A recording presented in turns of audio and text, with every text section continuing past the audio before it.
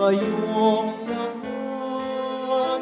Si Jesu Kristo'y nabuhay na naig sa kamatayan. Alleluia, Alleluia. Panginoon ang nagwirang sa tinubos niyang bayan. Nagpupuring mga hinirang, masayang nagdiriwang. Magalak tayong lahat. Si Jesu Kristo'y nabuhay na naig sa kamatayan. Alleluia, Alleluia. Sa ngala ng Ama at ng Anak at ng Espiritu Santo, Amen. sumainyo ang Panginoon. At sumaiyo rin. Mga kapatid, aminin natin ang ating mga kasalanan upang tayo'y maging marapat gumanap sa banal na pagdiriwang. Tayo pong lahat, inaamin ko sa makapangyarihang Diyos At sa inyo, mga kapatid, na lubha akong nagkasala sa isip, sa salita, sa gawa, at sa aking pagkukulang.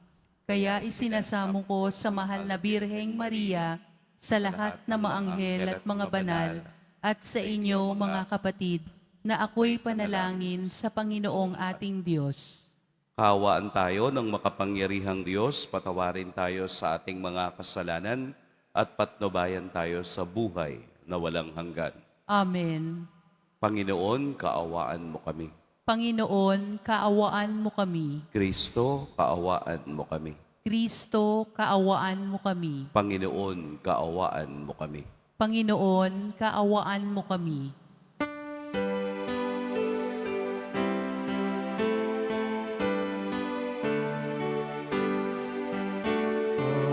Papuri sa Diyos, papuri sa Diyos, papuri sa Diyos sa kaitaasan.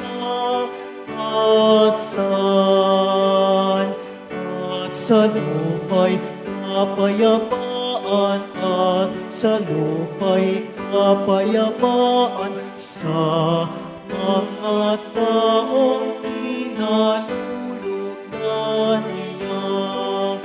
Pinupuri ka namin, inarangal ka namin, sinasamba ka namin, ipinagbubunyi ka namin, pinasasalamatan ka namin. Dahil sa dakila mong angking kapurihan,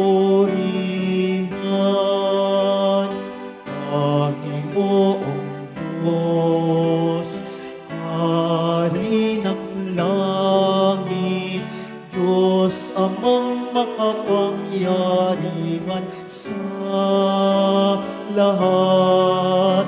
Panginoong Yesu Kristo, bugtong na anak.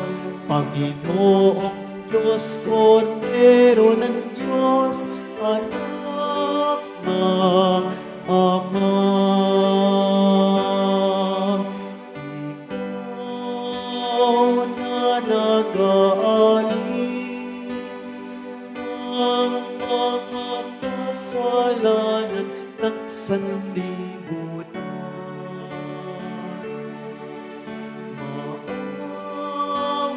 ka, maawa ka sa amin.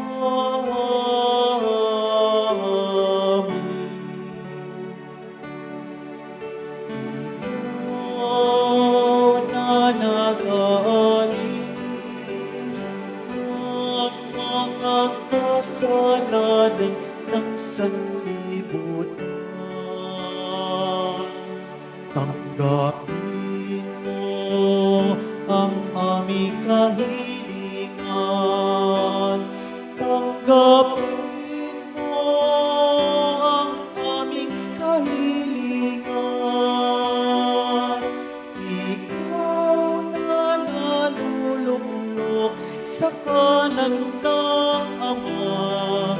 Maawa ka sa amin. Sapagkat ikaw lamang ang banal at ang kataas-taasan. Ikaw lamang, O Jesucristo, ang Panginoon, kasama ng Espiritu Santo sa kadakilaan ng Diyos Ama. Ang Diyos Ama. Amen. Papuri sa Diyos. Papuri sa Diyos. Papuri sa Diyos sa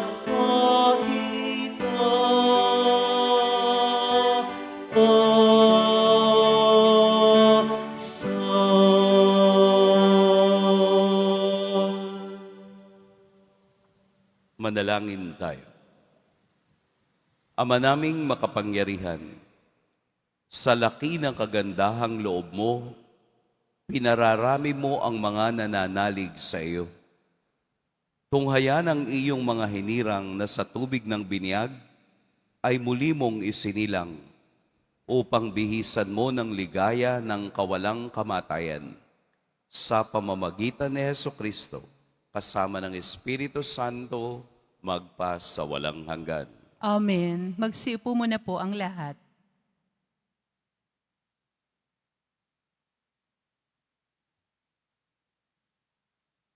Pagbasa mula sa mga gawa ng mga apostol.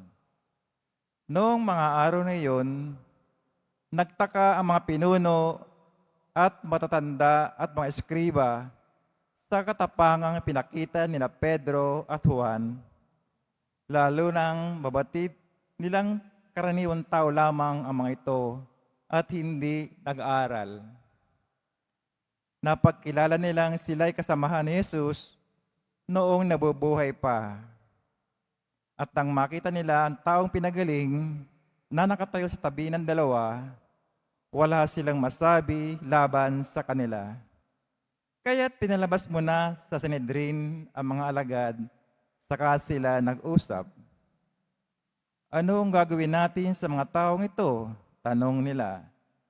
Sapagkat hayag na sa buong Jerusalem at hindi natin may tatatwa na isang pambihirang kabawalaghan ang naganap sa pamamagitan nila. Para hindi na kumalat ito, balaan natin sila na huwag nang magsalita kanino man tungkol sa pangalang ito. Kaya't muli nilang pinatawag sina Pedro at binalaan na huwag na magsalita o magtuturo sa tungkol kay Jesus. Subalit sumagot sina Pedro at Juan, kayo na po humatol kung alin na matuwid sa paningin ng Diyos, ang sumunod sa inyo o ang sumunod sa Diyos. Hindi maaaring di namin pahayag ang aming nakita at narinig. At sila'y binilaan ng lalo pang maigpit sa pinalaya. Wala silang makitang paraan upang maparusahan ang dalawa sapagkat ang mga tao ay nagpupuri sa Diyos dahil sa nangyari. Ang salita ng Diyos. Salamat sa Diyos. Pinupuri kita, Diyos ko, pagkat ako'y dininig mo. Pinupuri kita, Diyos ko, pagkat ako'y dininig mo. O pasalamatan ang Panginoon Diyos, sapagkat siya'y mabuti, ang kanyang pag-ibig ay napakatatag at mananatili. Dahilan sa poon, ako'y pinalakas at ako'y tumatag. Siya sa buhay ko ang tagapagligtas. Dinggi na masayang sigawan sa tolda ng mga hinirang, ang punay siyang lakas na patnubay. Pinupuri kita, Diyos ko, pagkat ako'y dininig mo. Ang lakas ng poon ang sinagdulot ng ating tagumpay sa pakikibaka sa ating kaaway. Ako'y sinasabing di ako papanaw, mabubuhay ako upang salaysay ang gawa ng Diyos na Panginoon ko.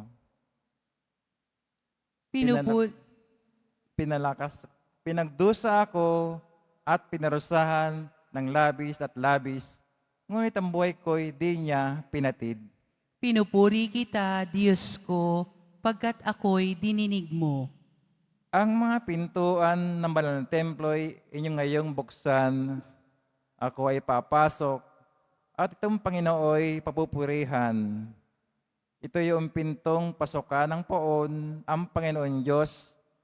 Tanging ang matuwid, ang pababayang do'y makapasok. Aki pinupuri, ikaw o poon, yamang pinakinggan, dininig mo ako't pinapagtagumpay. Pinupuri kita, Diyos ko, pagkat ako'y dininig mo. Magsitayo po ang lahat.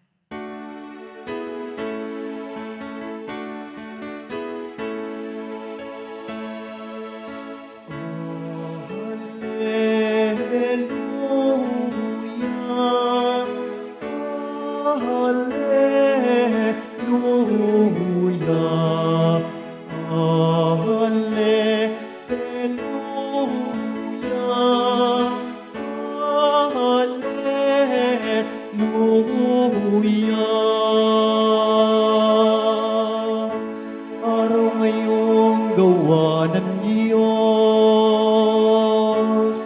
magdiwang tayo ng lubos, purihin ang manunuos. Hallelujah, hallelujah,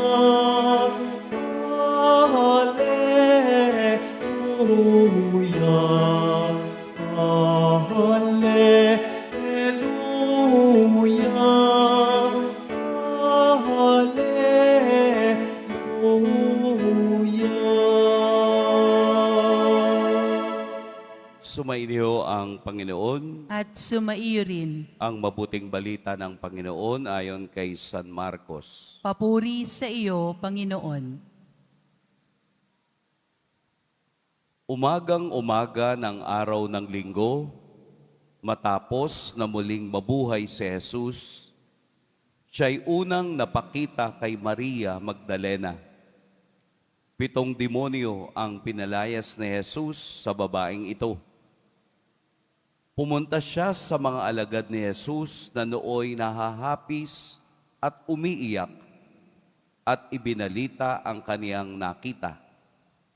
Ngunit hindi sila naniwala sa sinabi ni Maria na buhay si Jesus at napakita sa kanya. Siya'y napakita rin sa 2 alagad na naglalakad patungo sa bukid, ngunit iba ang kaniyang kaanyuan.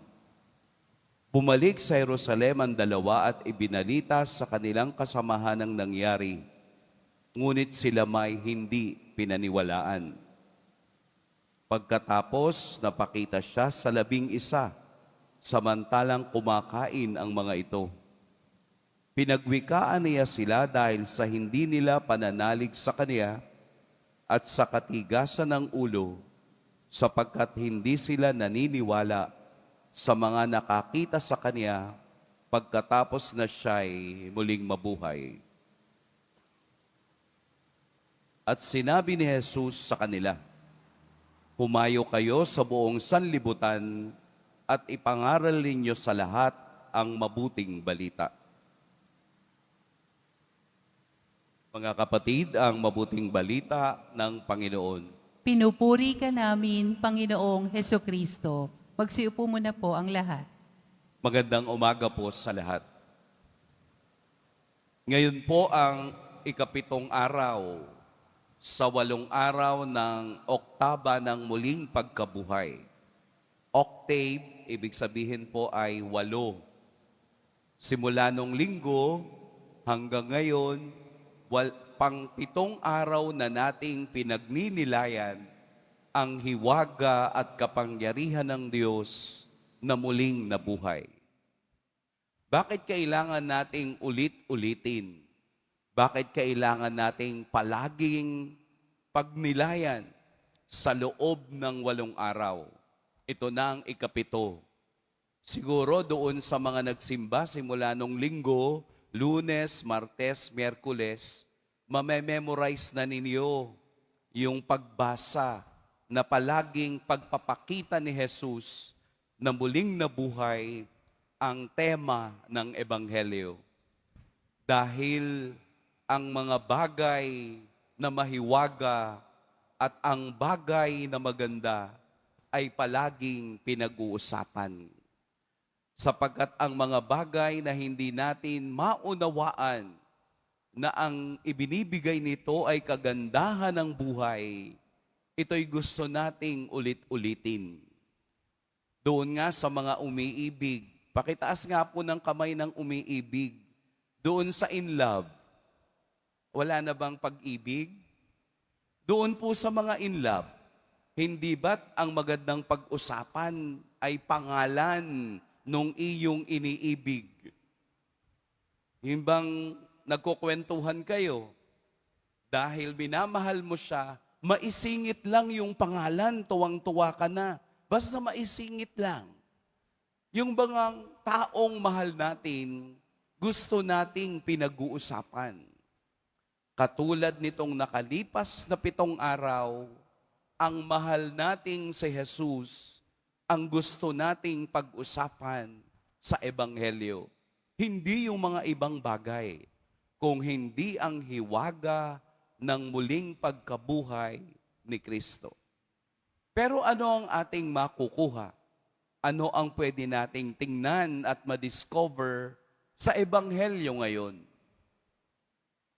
Hindi ba kayo nagtataka? Bakit kailangang kay Maria Magdalena unang napakita si Jesus? Ikalawang pagkakataon, bakit kaya dun sa 2 taong sumunod lang naman sa kanya at hindi talaga mga alagad? Si Cleopas at ang kaniyang anak na si Simon na naglalakad sa daan patungo sa Emmaus, ang pinagpakitaan ni Jesus sa ikalawang pagkakataon. Bakit hindi diretso dun sa 11 na kaniyang piniling apostoles? Bakit doon sa mga disipulo? Bakit doon sa mga hindi naman kilala? Bakit hindi sa 11?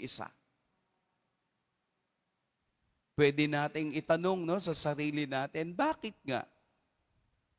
Pero kung ating aaralin ang pamantayan ng Diyos, kung ating madidiscover ang sistema ni Kristo sa pagpili ng mga taong sumusunod sa Kanya, napaka-consistent ni Jesus pagdating sa pagpili ng mga taong Kaniyang tinatawag. Hindi siya pumipili ng sikat, hindi siya pumipili ng mga taong maimpluwensya, hindi siya pumipili ng mayaman, hindi siya pumipili ng mga taong may kapangyarihan. Ang palaging pinipili ni Jesus ay ang mabababa at mahina upang sila'y walang maipagmalaki kung hindi ang Diyos na tumawag sa kanila. Ito yung consistency ng pagmamahal ni Jesus sa mga taong aba. Si Maria Magdalena na pinalayas ang 7 demonyo sa kaniyang katawan, nang sumunod at makita ang kapangyarihan ni Kristo, ay hindi na lumingon pa, bagkus patuloy na sumunod kay Jesus hanggang kamatayan, hanggang pagkabuhay. Tiningnan ba ni Jesus ang nakaraan ni Maria Magdalena? Hindi. Pwede niyang sabihin hindi ako magpapakita dito kasi ang ibig sabihin ng 7 demonyo, hindi lang literally or numerically 7. Ibig sabihin ng 7 sa Biblia, perfection. Anong ibig sabihin ng perfection? Sobra. Sobra sa 7 demonyo. Kung sa Biblia, ang number 7 is a number of perfection, ano yung number ng hindi perfect? Di 6. Kaya nga, sa Book of Revelation, may number na 666. Sa demonyo yon. Ay yung 7, perfection. Ibig sabihin yun na yung karurukan ng kapangyarihan at biyaya ng Diyos. Pwedeng sabihin ni Kristo, hindi ako magpapakita dito kasi makasalanan to nun bago ako makilala.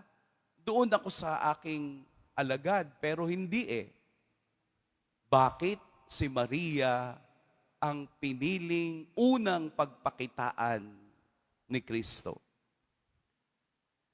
Dahil si Maria Magdalena ang naging halimbawa ng makasalanan patungo sa kabanalan. Mula sa pagkakilala niya kay Kristo, ang kaniyang buhay ay naging buhay na banal. She did not turn back.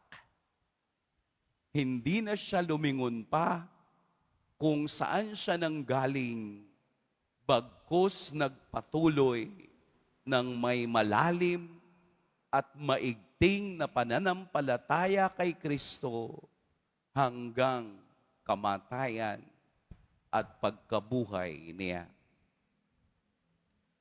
Ano po ang makukuha natin sa buhay ni Maria Magdalena bilang mananampalataya? Na ang ating nakaraan, na ang ating kasalanan ay hindi magpapakilala sa atin sa hinaharap. We are not defined by our past. Hindi ang nakaraan ang ating pagkakakilanlan, kung hindi ang kasalukuyan at hinaharap na kasama ang Diyos. Kaya nga meron tayong banal na kumpisal upang ang kasalanang nagawa natin ay hindi na natin madala pa dahil ang kasalanan is demoralizing us. Pinahihirapan tayo katulad ng demonyo. Pero kung ikaw ay magbabalik loob sa Diyos, may biyayang ibinibigay sa lahat ng nagsisisi sa kanilang kasalanan. Look at the grace given to Mary Magdalene.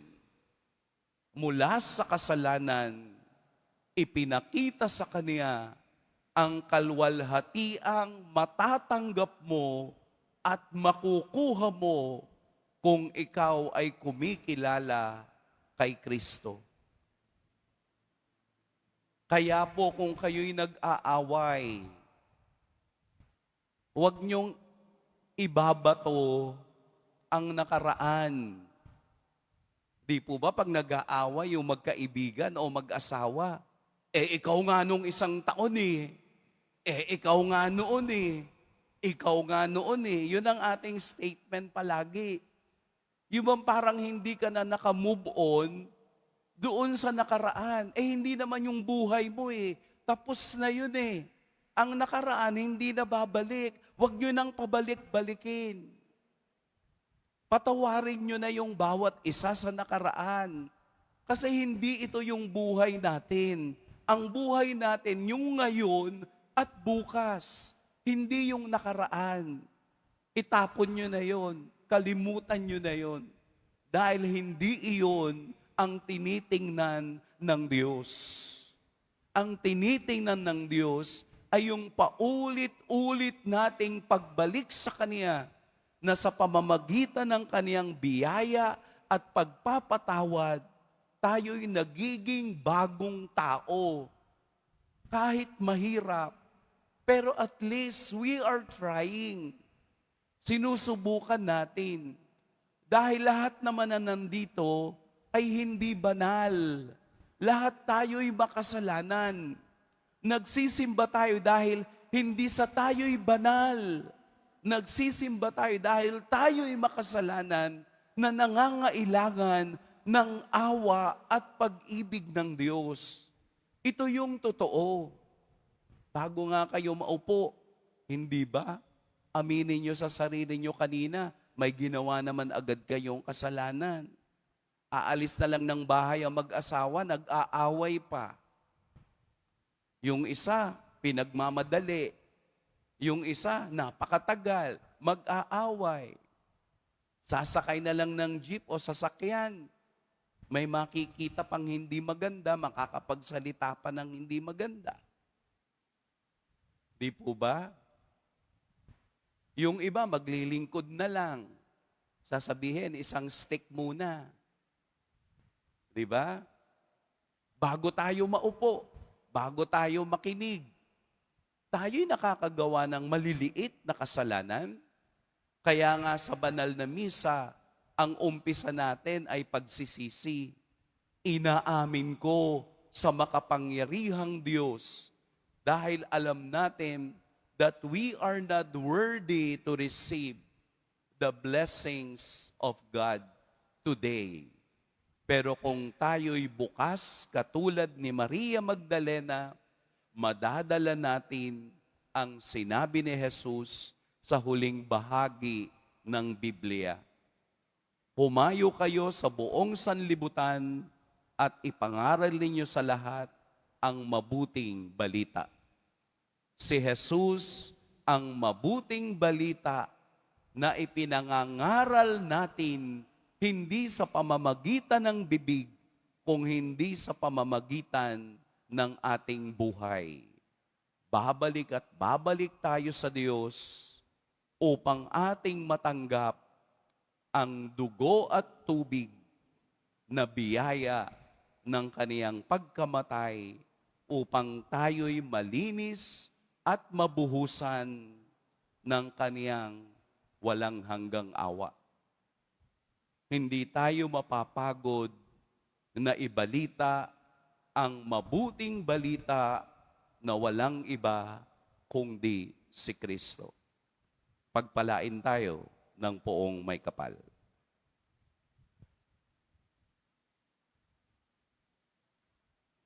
Magsitayo po ang lahat. Minamahal kong mga kapatid, manalangin tayo ngayon sa Diyos na ating Ama, sa Espiritu ng Kaniyang Anak na muling nabuhay, upang makibahagi sa ating buhay, lunasan ang ating mga pag-aalinlangan at ibalik ang ating pananampalataya. Ama, bigyan mo kami ng kapangyarihan sa pamamagitan ng Espiritu ni Jesus. Ama, bigyan mo kami ng kapangyarihan sa pamamagitan ng Espiritu ni Jesus. Ang simbahan naway mapuspos ng Espiritu ng Panginoong muling nabuhay habang pinahayag niya ang Panginoon sa buong mundo. Manalangin tayo. Ama, bigyan mo kami ng kapangyarihan sa pamamagitan ng Espiritu ni Jesus. Atin nawang italaga ang ating sarili kay Kristo bilang katunayan ng ating pag-ibig sa Kanya. Manalangin tayo. Ama, bigyan mo kami ng kapangyarihan sa pamamagitan ng Espiritu ni Jesus. Tayo naway hindi maghinanakit sa mga sumasalungat sa atin bagkus ay panalangin ang kanilang pagbabagong loob, manalangin tayo. Ama, bigyan mo kami ng kapangyarihan sa pamamagitan ng Espiritu ni Jesus. Ang mga may sakit, naway paginhawahin sa kanilang pagdurusa, bunga ng kanilang pananampalataya sa Panginoong muling nabuhay, manalangin tayo. Ama, bigyan mo kami ng kapangyarihan sa pamamagitan ng Espiritu ni Jesus. Ang ating namayapang Santo Papa Francisco, naway makamtan ang walang hanggang kaligtasan at tumanggap na makalangit na gantimpala, manalangin tayo.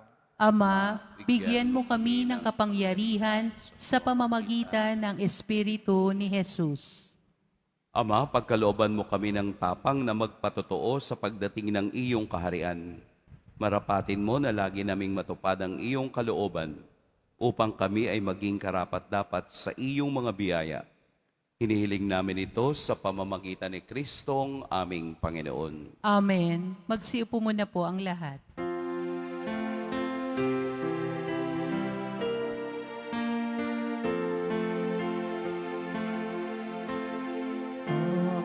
Tanggapin mo,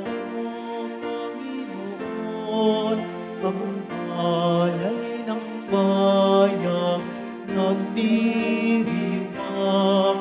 Puhunan mong bigay ang alak at tinapay, handog ng pagkabuhay.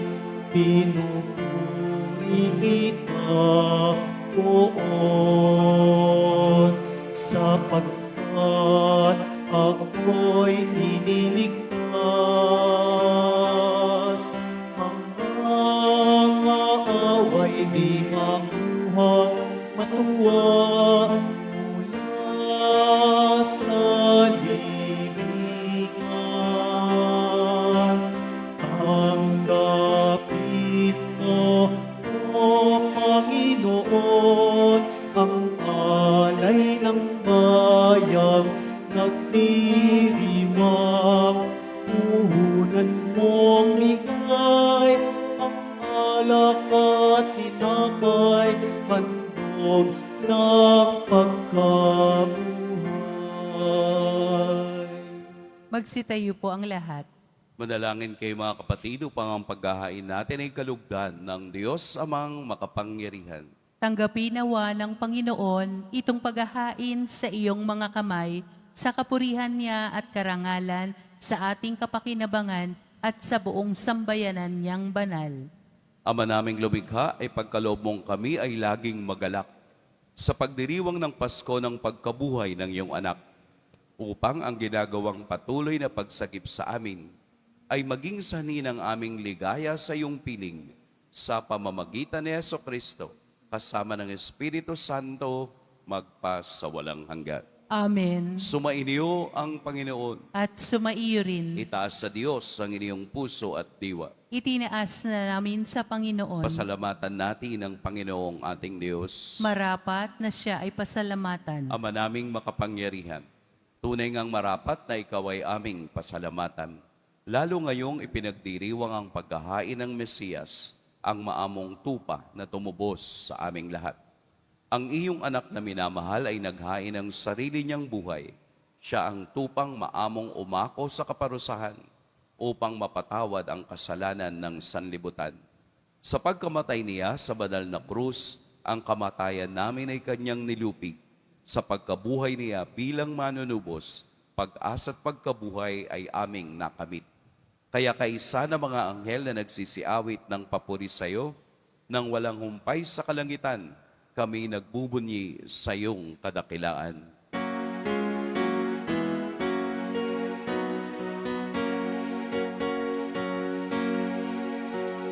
Santo, Santo, Santo, Panginoong Diyos ng mga hukbo, napupuno ang langit at lupa ng kadakilaan mo. Hosana, Hosana, Hosana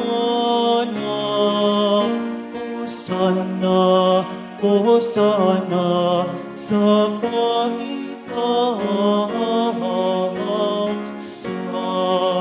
Pinagpala ang naparirito sa ngalan ng Panginoon.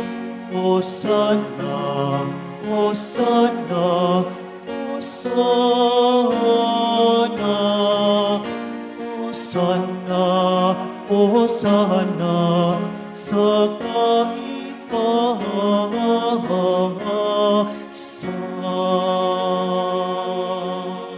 Magsiluhod po ang lahat.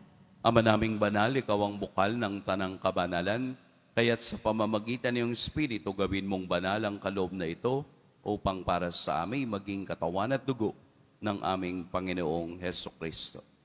Bago niya pinagtiis ang kusang loob na maging handog, hinawakan niya ang tinapay, pinasalamatan kaniya, pinaghati-hati niya iyon, iniabot sa kaniyang mga alagad at sinabi, tanggapin ninyong lahat ito at kanin, ito ang aking katawan na ihahandog para sa inyo.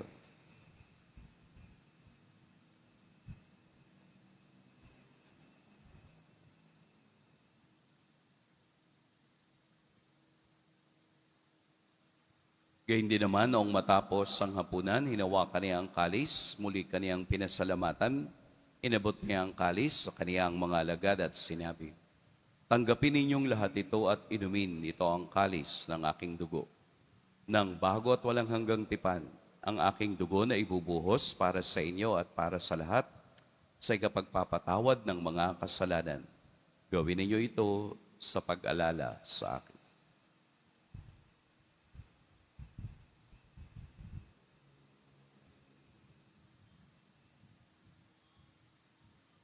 Magsitayo po ang lahat. Ipagbunyi natin ang misteryo ng pananampalataya. Si Kristo'y namatay, si Kristo'y nabuhay, si Kristo'y babalik sa wakas ng panahon. Ama, ginagawa namin ngayon ang pag-alala sa pagkamatay at muling pagkabuhay ng iyong anak. Kaya't inaalay namin sa iyo ang tinapay na nagbibigay buhay at ang kalis na nagkakaloob ng kaligtasan. Kami nagpapasalamat dahil kami iyong minarapat na tumayo sa harap mo para maglingkod sa iyo. Isinasamo namin kaming magsasalo-salo sa katawan at dugo ni Kristo ay mabuklod sa pagkakaisa sa pamamagitan ng Espiritu Santo. Ama, lingapin mo ang iyong simbahang laganap sa buong daigdig. Puspusin mo kami sa pag-ibig kay San Jose na aming obispo at ng Tanang Kaparian. Alalahanin mo si Francisco na tinawag mo mula sa daigdig na ito. Nang siya'y binyagan, siya'y nakaisa ni Kristo sa pagkamatay. Ngayong siya'y pumanaw, naway makaisa siya ni Kristo sa pagkabuhay. Alalahanin mo rin ang mga kapatid naming nahimlay nang may pag-asang sila'y muling mabubuhay, gayon din ang lahat ng mga pumanaw. Kaawaan mo sila at patuloyin sa iyong kaliwanagan. Kaawaan mo at pagintapating kaming lahat na makasalo sa iyong buhay na walang wakas.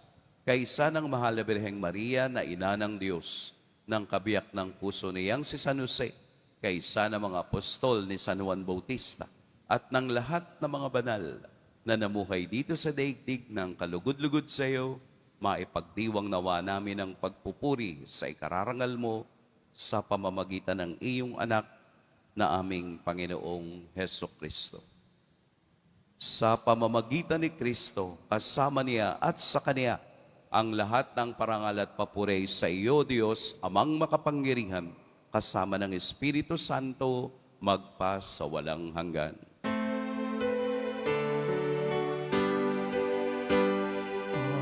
Amen, amen, amen. Amen, amen. Amen, amen. Sa tagubilin ng nakagagaling na utos at sa turo ni Jesus na Panginoon natin at Diyos, ipahayag natin ng lakas loob. Ama namin, sumasalangit ka, sambahin ang ngalan mo, mapasa amin ang kaharian mo, sundin ang loob mo dito sa lupa para nang sa langit. Bigyan mo kami ngayon ng aming kakanin sa araw-araw at patawarin mo kami sa aming mga sala para ng pagpapatawad namin sa nagkakasala sa amin. At huwag mo kaming ipahintulot sa tukso at iadya mo kami sa lahat ng masama. Hinihiling namin kami iadya sa lahat ng masama. Pagkalooban ng kapayapaan araw-araw, iligtas sa kasalanan at ilayo sa lahat ng kapahamakan. Samantalang aming pinananabikan ang dakilang araw ng pagpapahayag ng tagapagligtas naming si Heso Kristo. Sapagkat iyo ang kaharian at ang kapangyarihan at ang kapurihan magpakailanman. Amen. Panginoong Heso Kristo, sinabi mo sa iyo mga apostol, kapayapaan ang iniiwan ko sa inyo, ang aking kapayapaan ang ibinibigay ko sa inyo. Tunghayan mo ang aming pananampalataya at huwag ang aming pagkakasala. Pagkalooban mo kami ng kapayapaan at pagkakaisa ayon sa iyong kalooban, kasama ng Espiritu Santo, magpa sa walang hanggan. Amen. Ang kapayapaan ng Panginoon naway laging sumainiyong lahat. At sumaiyo rin. Magbigayan kayo ng kapayapaan sa isa't isa.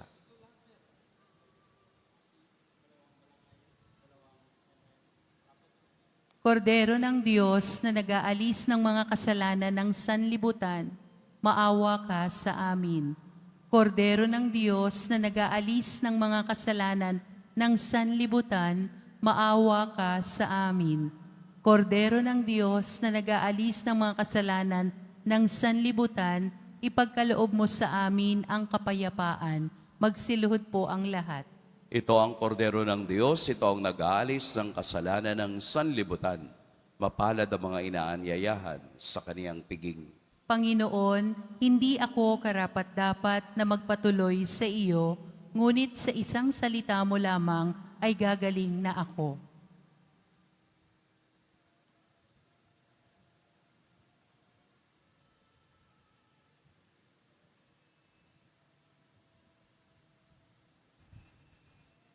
Para sa lahat ng tatanggap ng banal na komunyon, sasagot po tayo ng amen. Pagkasabi ng pari o ng lay minister ng katawan ni Kristo at isubo agad sa bibig bago umalis sa harapan ng pari o lay minister. Sumunod po tayo.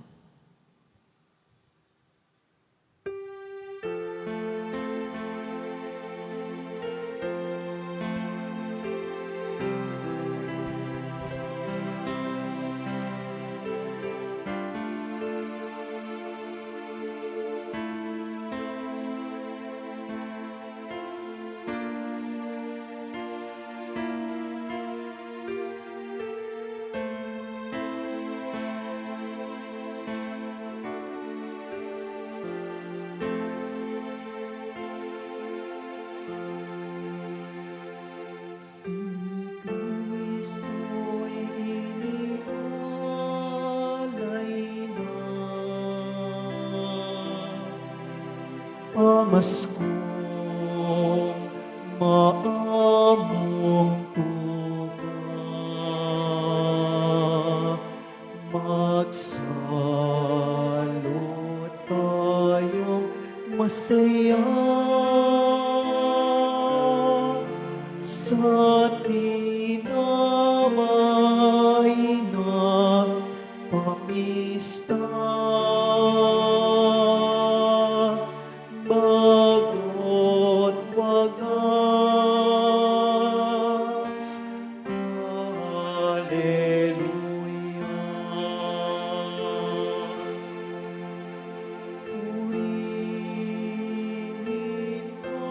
Purihin ang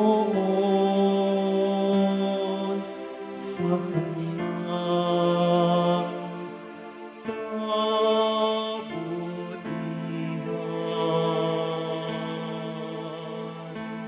pag-ibig niya'y tunay, laging tapat kailanman.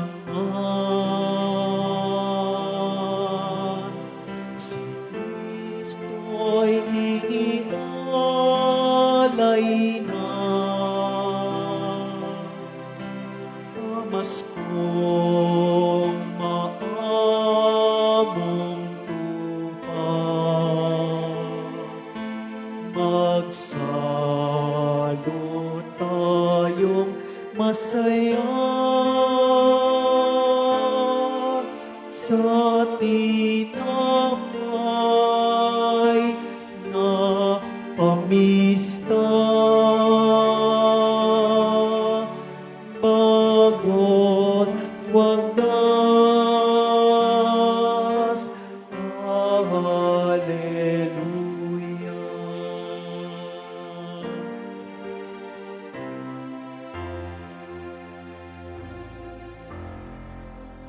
Mga kadeboto, mabibili pa rin po sa ating parish office ang Nazareno Images, Nazareno Medallion, at Nazareno Novena and Prayer Booklet in English or Tagalog. Inihahandog po ng programang Home Base Plus ang mga kwento ng himala ng Poong Jesus Nazareno. Ito po ay mga dokumentaryo sa mga buhay na binago ng ating Nuestro Padre Jesus Nazareno. Mapapanood po ito bukas, Linggo, sa ganap na ika-6 ng umaga sa GMA 7. Gayun din para sa mga nagnanais magbahagi ng kanilang mga kwento ng himala ng Nazareno, mangyari na mag-email sa himalanangnazareno@gmail.com.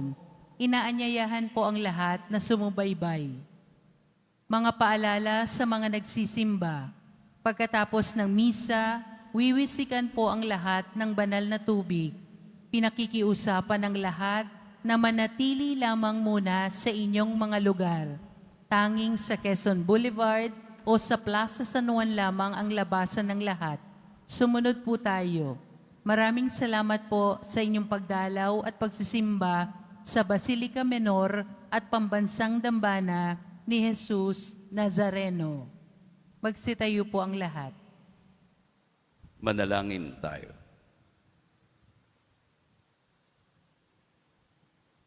Ama naming mapagmahal, tunghayan mo at lingapin ang iyong sambayanan na minarapat mong makinabang sa piging na pangmagpakailanman.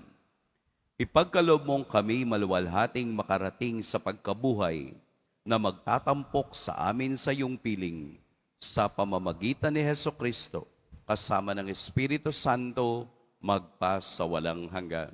Amen. Sumainyo ang Panginoon. At sumaiyo rin. Yumuko kayo para sa pagbabasbas.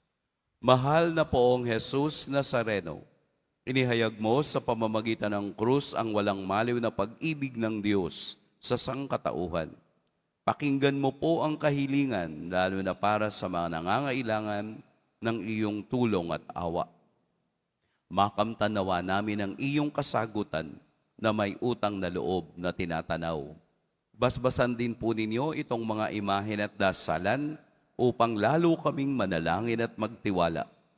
Sa pamamagitan ng bendisyon na ito, naway lalo kaming maging mapaglingkod, masunurin at tapat sa iyo na aming malwalhating Panginoon magpa sa walang hanggan.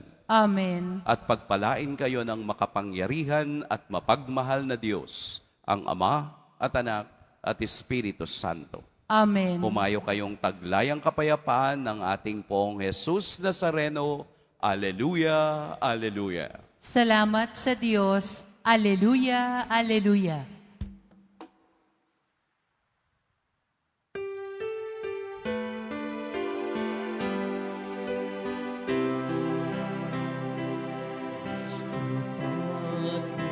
Jesus Nazareno, sinasamba ka namin. Pinipinto ka namin, aral mo ang aming buhay at kaligtasan. Padre Jesus Nazareno, iligtas mo kami sa kasalanan. Ang krus ng kinamatayan ay sagisag ng aming kaligtasan. Nuestro Padre Jesus Nazareno, dinarangal ka namin. Nuestro Padre Jesus Nazareno, niluluwalhati ka namin. Nuestro Padre Jesus Nazareno, dinarangal ka namin. Nuestro Padre Jesus Nazareno, niluluwalhati ka namin.